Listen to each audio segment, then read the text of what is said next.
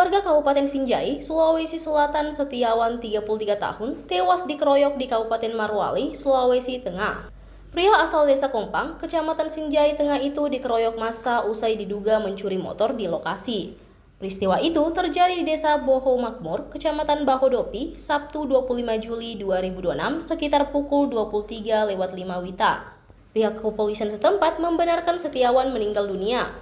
Korban diduga menjadi sasaran pengeroyokan setelah dituding sebagai pelaku pencurian sepeda motor. Peristiwa tersebut sempat terekam dalam sejumlah video yang beredar di media sosial. Dalam rekaman itu, terlihat seorang pria mengenakan kaos berwarna hijau tua dikerumuni dan dianiaya oleh sejumlah orang. Beberapa orang berada di lokasi juga terdengar meneriakkan tuduhan bahwa korban merupakan pelaku pencurian sepeda motor.